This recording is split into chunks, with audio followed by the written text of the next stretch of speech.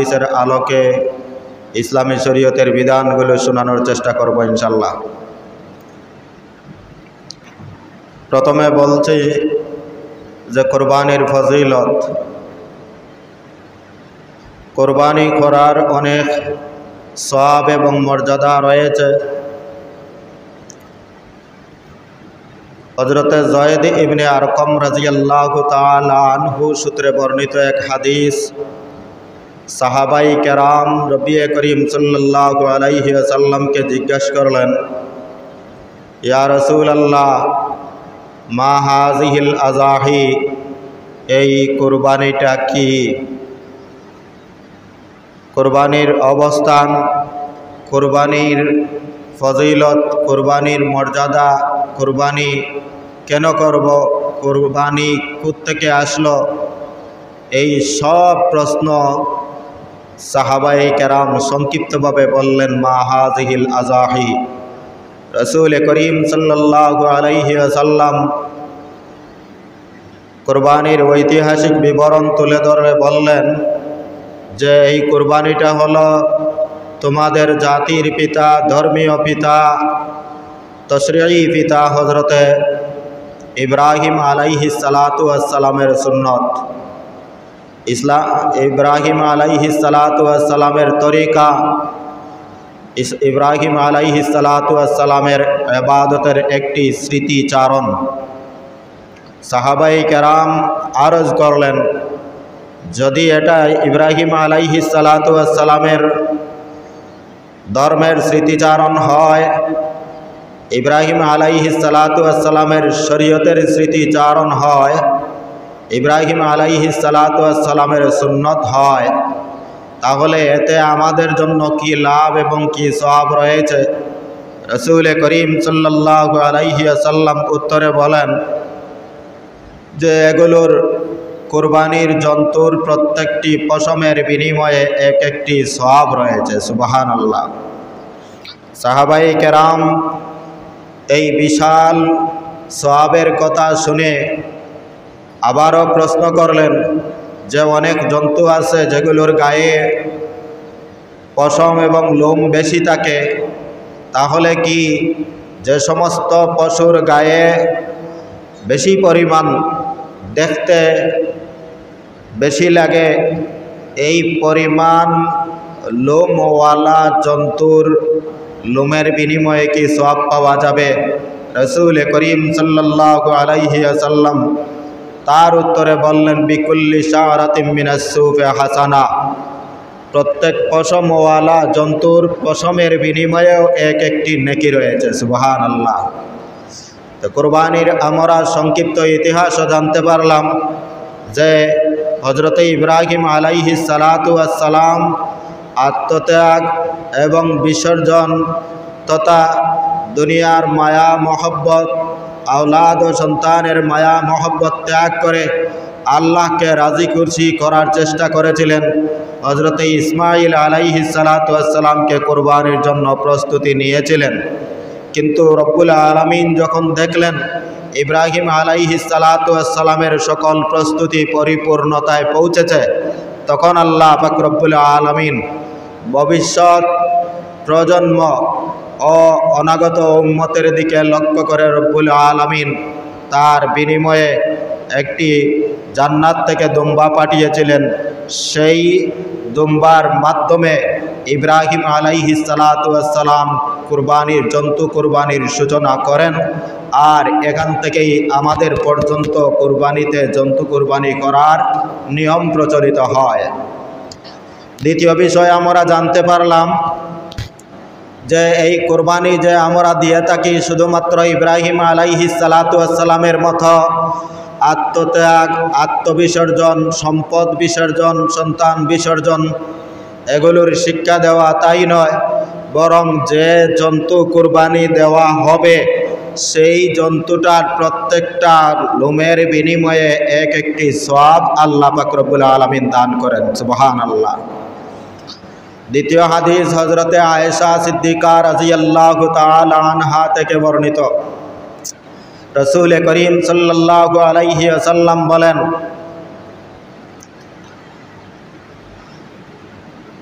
মা আমিলা ইবনু আদম মিন আমালিন ইয়াওমান নাহরি আহাব্বু ইলাল্লাহি মিন ইহরাকিদ দাম। ইয়াউমুন নাহার, কুরবানির দিনে আল্লাহর কাছে সবচাইতে প্রিয় আমল হলো কুরবানি করা। কুরবানির চাইতে উত্তম আমল আর কোনোটা কুরবানির দিনে আল্লাহর দরবারে নয়। রাসূল করিম সাল্লাল্লাহু আলাইহি ওয়াসাল্লাম আরও বলেন যে কুরবানির জন্তুগুলোর মধ্যে এমন কিছু অংশ এবং বস্তু আছে যেগুলা তোমরা আহার করো না, মনে করো এগুলো বেকার হতে পারে। এই জন্য রাসূল করিম সাল্লাল্লাহু আলাইহি ওয়াসাল্লাম বললেন, ওয়া ইন্নাহু লা ইয়াতি ইয়াউমাল কিয়ামাতি বিকুরুনিহা ওয়া আশআরিহা ওয়া আজলাফিহা। এই কুরবানির জন্তুটা কিয়ামতের দিন আল্লাহর দরবারে তার খুর, শিং এবং তার পশম নিয়ে পরিপূর্ণ জন্তু হয়ে আল্লাহর দরবারে উপস্থিত হবে। সুবহানাল্লাহ। আমরা জবাই করে খেয়ে ফেললাম, আর রব্বুল আলামিন এটাকে পরিপূর্ণ জানোয়ার এবং জন্তু হিসাবে হাসরের মাঠে ওই ব্যক্তির সামনে সওয়াবের জন্য উপস্থিত করবেন। ওয়া ইন্নাহু লা ইয়াতি ইয়াউমাল কিয়ামাতি বিকুরুনিহা ওয়া আশআরিহা ওয়া আজলাফিহা ওয়া ইন্নাদ দামা লা ইয়াকাউ মিনাল্লাহি বিমাকানিন ক্বাবলা আন ইয়াকা বিল আরজি। আর মানুষে এই কুরবানির জন্তুর রক্তগুলো পান করে না, খায় না, এগুলো প্রবাহিত হয়ে মাটিতে চলে যায়। রাসূল করিম সাল্লাল্লাহু আলাইহি ওয়াসাল্লাম বলেন, যে ব্যক্তি আন্তরিকতার সাথে কুরবানি দিয়ে থাকে, রব্বুল আলামিনের দরবারে তার কুরবানির এই রক্তগুলো মাটিতে পড়ার আগে আগে আল্লাহর দরবারে পৌঁছে যায়। সুবহানাল্লাহ। অর্থাৎ কুরবানি করার সাথে সাথে এটা মকবুল হয়ে যায়, কবুল হয়ে যায়। এই কারণে রাসূল করিম সাল্লাল্লাহু আলাইহি ওয়াসাল্লাম বলেন, ফাতিবু বিহা নফসান, তোমরা সন্তুষ্ট চিত্তে এবং খুশি মনে কুরবানি করতে থাকো।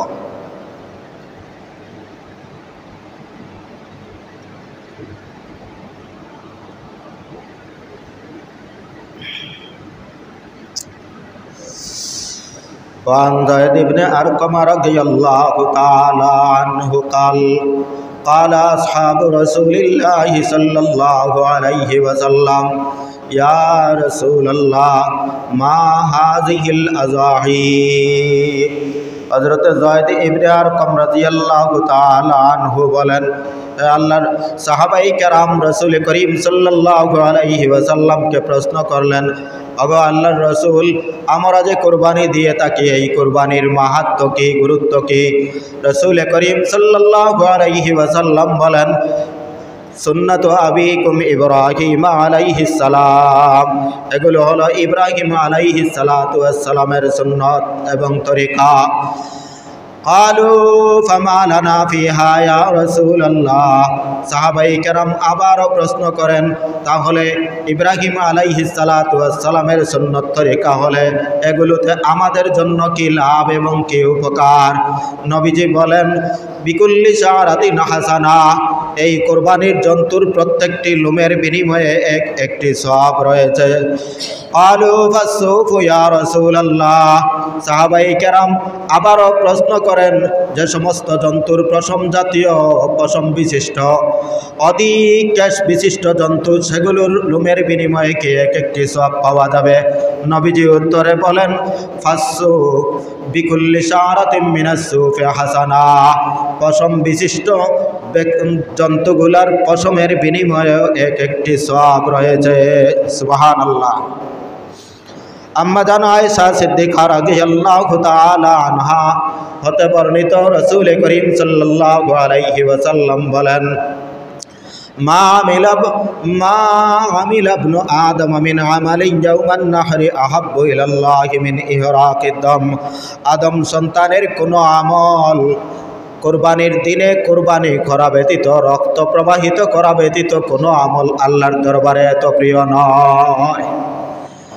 ওয়া ইন্নাহু লা ইয়াতি ইয়াউমাল কিয়ামাতি বিকুরুনিহা ওয়া আশআরিহা ওয়া আজলাফিহা। আর তোমাদের এই কুরবানির জন্তুটা কিয়ামতের দিন পরিপূর্ণ একটি জন্তুতে রূপান্তরিত হয়ে আল্লাহর দরবারে উপস্থিত হবে। এমনকি তার খুর, তার পশম এবং তার আজলাফিহা, তার শিংগুলো নিয়ে আল্লাহর দরবারে উপস্থিত হবে। ওয়াইন্নাদ-দামা লা ইয়াকাউ মিনাল্লাহি বিমাকানিন ক্বাবলা আন ইয়াকা বিল আরজি। নবীজি আরো বলেন, এই কুরবানির জন্তুটার তার রক্তটা মাটিতে পড়ার আগে আগে আল্লাহর দরবারে কবুল হয়ে যায়। সুবহানাল্লাহ। নবীজি বলেন, বা তিবু বিহা নাফসান, তাহলে তোমরা সন্তুষ্ট চিত্তে আগ্রহ মনে খুশি মনে কুরবানি করো। কুরবানি দিলে